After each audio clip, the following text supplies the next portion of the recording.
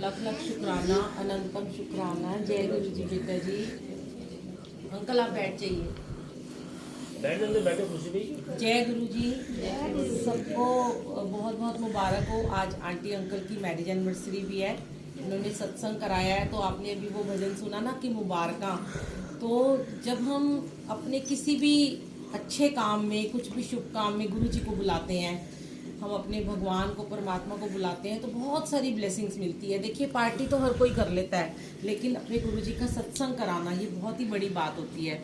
तो शुक्राना है गुरु जी का, लख लख शुक्राना है कि आपने घर में गुरु जी गद्दी लगाई, गुरु जी को विराजमान किया और गुरु जी की ब्लेसिंग्स ली हैं। तो सत्संग तो बहुत सारे हैं और विद्या का बहुत प्रेम है। इसका नाम भी बुलबुल है, मुझे आज ही पता चला। मुझे इसका नाम ऋतिका ही पता था। तो जब इसने मुझे लास्ट में बोला कि आंटी चौपाई साहब का पाठ चला दो, तो मुझे बहुत अच्छा लगा कि देखिए मतलब कि यहाँ पे इस दरबार में कोई जात पात है ही नहीं है।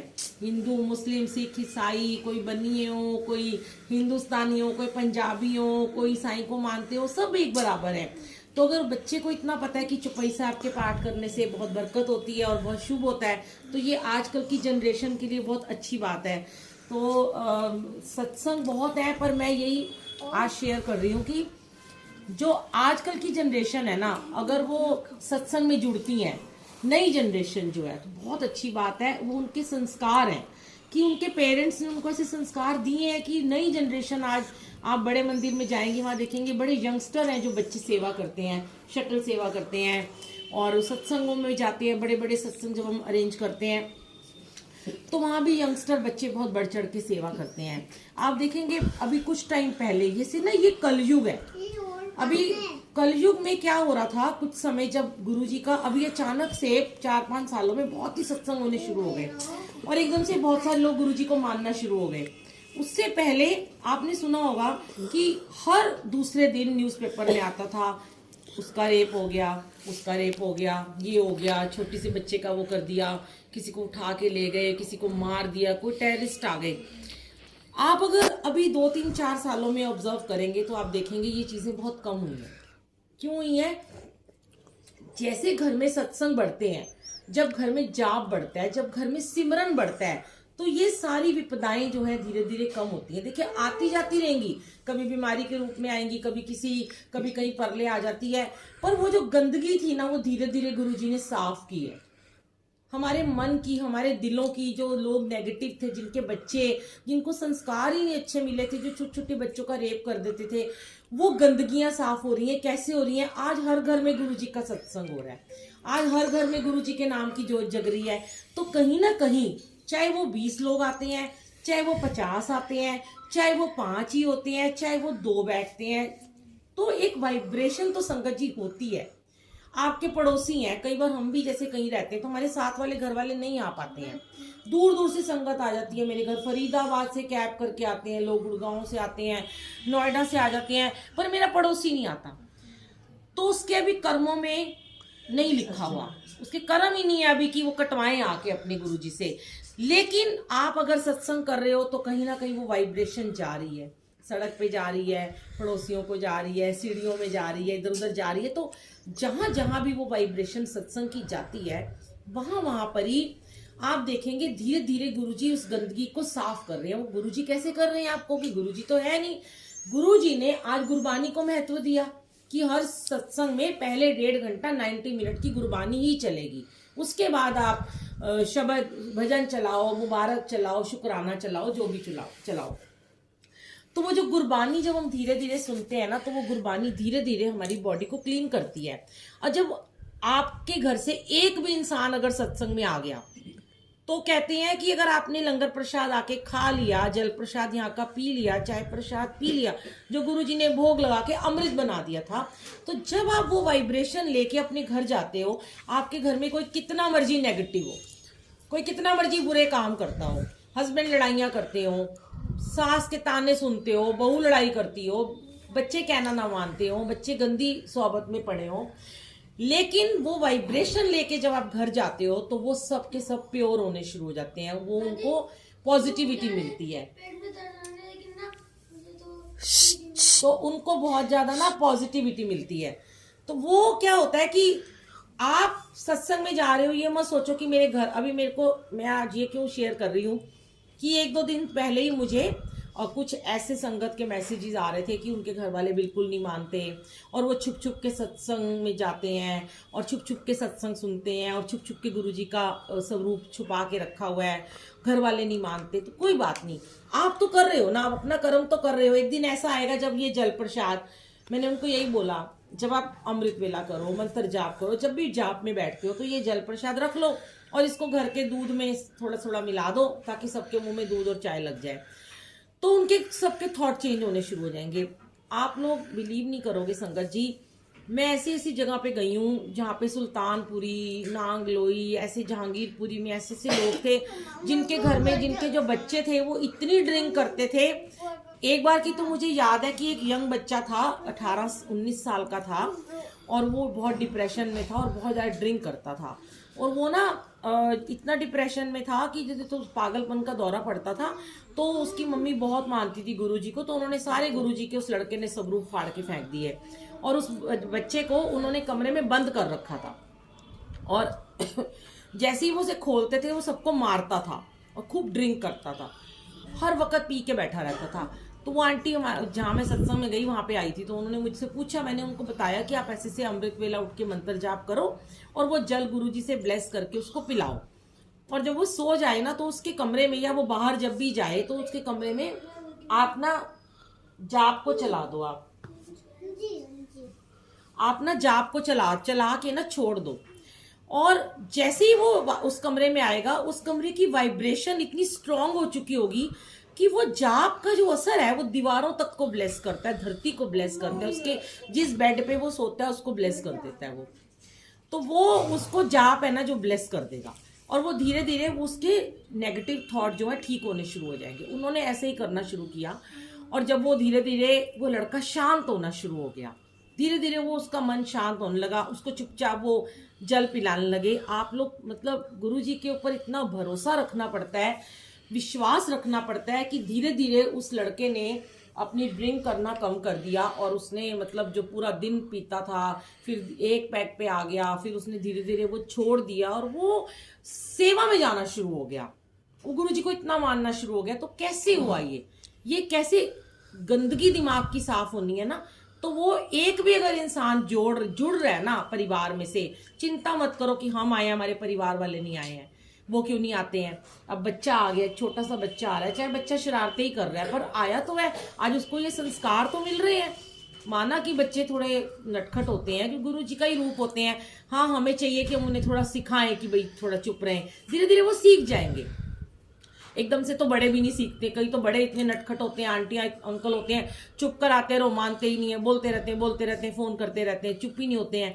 तो जब वो ऐसे हो सकते हैं तो बच्चे भी ऐसे हो सकते हैं। तो लेकिन अपने बच्चों को ये संस्कार दीजिए ताकि जितने यंगस्टर हैं आज जुड़ रहे हैं, और उनके देखो मैं यहीं से शुरुआत कर रही थी सत्संग की, कि इन 4-5 सालों में बुराइयां कम हुई हैं, न्यूज ऐसी आनी बहुत कम हो गई हैं, जो पहले गलत गलत न्यूज हम सुनते होते थे, रेपिस्ट कम हुए हैं इस दुनिया में, क्योंकि हर घर में 95% लोगों के घरों में गुरुजी का सत्संग हो रहा है।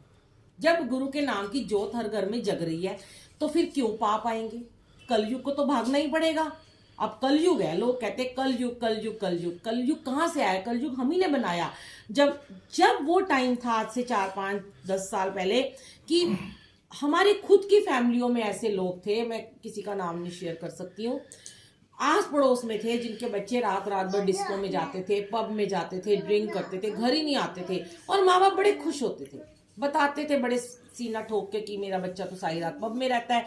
तो जब वो सवेरे आएगा, 4 बजे आएगा, 5 बजे आएगा, कहाँ से वो उठेगा, कहाँ से वो जाप में बैठेगा, कहाँ से वो परमात्मा का नाम लेगा, तो उस घर में नेगेटिविटी तो आएगी। वो बड़ी उनको शान लगती होती थी उस समय लोगों को कि हमारे बच्चे घूमते फिरते हैं, डिस्को में जाते हैं, बड़े पैसे उड़ाते हैं, हम बहुत पैसे वाले हैं।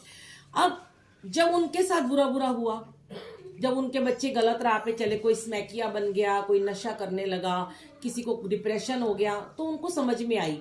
फिर आज देख लो आज की डेट में बड़े मंदिर में या कहीं भी सत्संग में, बड़े मंदिर में तो इतने यंगस्टर सेवा करते हैं, क्या वो नहीं रातों को पब में जा सकते? क्यों? क्योंकि उनके पेरेंट्स जुड़ गए, उनके पेरेंट्स को वो संस्कार उन्होंने अपने बच्चों को उनके अंदर देने शुरू कर दिए। तो ऐसे ही जो आज यंगस्टर जुड़ेंगे, जब उनके बच्चे होंगे, आप उनको वही संस्कार दोगे। तो कहाँ से बुराई कहाँ से शुरू होती है? हमारे घर से ही शुरू होती है, हमारे घर से ही बुराई शुरू होती है, हमारे घर में ही खत्म हो जाती है। हम अपने घर के बच्चों को अगर संस्कार अच्छे दें ना, लेके जाएं सत्संग में, कभी कभी जाएं। मैंने एक बार और एक सत्संग बड़ा प्यारा सा शेयर किया था यूट्यूब पे, आप सुन सकते हो, बुलबुल आंटी सत्संग डालकर, मुझे उसका नंबर याद नहीं है। कि जैसे हमारा छोटे बच्चे होते हैं, 5 साल जैसे ये बच्चे हैं, 10 साल के बच्चे हैं, अब अभी तो बड़े मंदिर खुल गया, पहले बड़े मंदिर बीच में बंद हो गया था, फिर खुल गया, ही पास से बुकिंग होती है। जब रेगुलर खुला हुआ था, मैंने तब वो शेयर किया था कि आप अपने बच्चों को मंदिर ले जाने की आदत डालो। अब बच्चा कहेगा मैं नहीं जाता मंदिर, क्योंकि उसको तो संडे को घूमना है, उसको तो आउटिंग पे जाना है, पिकनिक पे भी जाना है, मॉल में भी जाना है, पिज्जा भी खाना है। तो आप उसको बोलो कि ठीक है, मैं तेरे को संडे को लेके जाऊंगा, तुझे आउटिंग पे भी लेके जाऊंगा, तुझे पिकनिक भी लेके जाऊंगा, तुझे पिज्जा भी खिलाऊंगा, पर शर्त एक होगी कि तू शनिवार को मेरे साथ में मंदिर या गुरुद्वारे जहां भी तू चलेगा। और वो लालच में जाएगा आपके साथ, थोड़ी देर के लिए जाएगा, मत्था टेकेगा, उसको वहां की वाइब्रेशन तो लेने दो। हम उनका हर कहना मान जाते हैं, नहीं हमें तो इसका कहना मानना है, क्योंकि नहीं तो फिर वो जिद करता है कि फिर मैं स्कूल नहीं जाऊंगा, मैं पढ़ाई नहीं करूंगा जब तक आप मुझे पिकनिक लेके जाओगे। तो आप उसकी शर्त मानो, पर उसके आगे अपनी शर्त भी रखो कि तेरे हम हर शर्त मानेंगे, लेकिन तुझे हमारी एक शर्त माननी पड़ेगी कि तुझे हमारे साथ या तो सत्संग में जाना होगा, या तुझे हमारे साथ मंदिर जाना होगा, और वहां जाके उसको दिखाओ कि लोग यहाँ कैसे सेवा करते हैं, वो कैसे यहाँ पे सत्संग में बैठते हैं, कैसे चुपचाप इन ड्रॉप साइलेंट बैठ के अपनी लिव लगाते हैं। ये चीजें वो सीखेंगे, फिर आप देखेंगे कि उनको आदत सी पड़ जाएगी। अब उन्हें पता चल जाएगा, आज शनिवार हमने मम्मी पापा का कहना माना तो हमें संडे को पार्टी मिलेगी, वरना हमें नहीं मिलेगी। वो यही, उनको यही होगा कि अब हमें, आप बोलो अगर तू नहीं गया तो हम तुझे कुछ नहीं लेके देंगे, वो जाएगा। कहते हैं ना, अब पढ़ाई के लिए भी तो आप उसे लालच देते हो ना, पढ़ेगा, ये तेरे नंबर अच्छे आएंगे तो मैं तुझे ट्रिप पे लेके जाऊंगा। तो ऐसे ही ये पढ़ाई सबसे ऊपर है, गुरु की पढ़ाई जो है ना, गुरु का ज्ञान, अगर वो आपने उसको दे दिया, अपने बच्चे को बचपन से ही संस्कार दे दिए, तो इस जमाने से, इस सारी दुनिया से कलयुग का खात्मा हो जाएगा संगत जी। और सतयुग तो दरवाजे पे ही खड़ा है, बस वो तो तैयार खड़ा है अंदर आने को, हमें वहां पसार के उसे हाथ पकड़ के अंदर लेके आना है। सतयुग कहीं नहीं गया।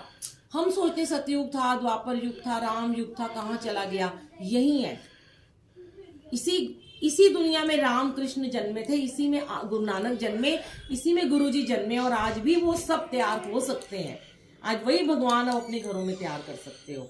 बस विनती इतनी है कि जब आप सत्संग से घर जाओ, कुछ ना कुछ जरूर, छोटी सी चाहे एक बात अपने बच्चों को, अपने हस्बैंड को जरूर शेयर करो। मैं फिर भी एक बात कहती हूँ, कई बार लोग कह देते हैं, बहुत क्वेश्चन करते हैं लोग ना, कि वो सुनते नहीं है, उनको इंटरेस्ट नहीं है, वो ना सुने। आप जबरदस्ती सुनाओ, जैसे अपनी हर बात उन्हें सुनाते हो, आप उन्हें सुनाओ, वो ना सुने, अब अपना कर्म करो, कोई बात नहीं। बुरा बोले हमने नहीं सुनना, अच्छा तो सुनना, एक बात तो सुनना, बड़ा मजा आया, वहां गए बड़ा आनंद आया, ये वाली बात सुन, ऐसे हुआ, उस बच्चे का ऐसे हो गया। सत्संग होते हैं ये, जब सुनाओगे ना कहीं उसके कानों में कोई ना कोई एक अच्छी बात रह जाएगी, और जब वो रह जाएगी तो वो उसको ब्लेस करेगी। बस यही है कि जब सत्संग से जाओ, सीधे घर जाओ, कहीं रुकना नहीं होता, कहीं सब्जी लेना, कहीं दूध लेना, कहीं मार्केट में नहीं जाते हैं आप, सारी ब्लेसिंग वरना उनको दे देते हो। कई बार होता है, बहुत बार मैं देखती हूँ, लोग चौथी मंजिल पे रहते हैं तो वो सोचते हैं हम घर से नीचे उतरे हैं तो चलो सत्संग से काम करते हुए जाएं। नहीं, आप अपने पहले घर जाइए, फिर दोबारा उतर के आइए नीचे, घर में जाके अपनी वाइब्रेशन दीजिए, अपनी ब्लेसिंग दीजिए, और जो यहाँ प्रसाद मिलता है वो यहीं पे खाना होता है। घर ले जाओगे वो कोई फायदा नहीं है, मिठाई होती है। ये मत सोचो मेरे घर वालों ने नहीं खाया तो वो ब्लेस नहीं होंगे, आपने वो प्रसाद खा लिया, आपका पूरा खानदान कर गया। कहते हैं, गुरुजी कहते हैं, अगर एक भी इंसान मेरे से जुड़ गया तो मैं उसकी 7 पुश्तों को उतार देता हूँ। और धीरे धीरे होता है, सब जुड़ जाएंगे। नहीं मानते, मैं कहती हूँ सब्र रखो, धीरे धीरे सब जुड़ेंगे, टाइम लगता है हर चीज में। कहते सहज पक्के से मीठा होए, धीरे धीरे होता है सब कुछ। ये मत सोचो आज हम जुड़ गए कल सारे जुड़ जाए, नहीं, हमारे घर वाले भी नहीं जुड़े थे, कई साल लग गए उनको जुड़ने में, पर आज इतने जुड़े हुए कि रोज सेवा करते हैं, हर कोई मानने लगा है। तो शुक्राना गुरुजी का, लख लख शुक्राना। अभी हम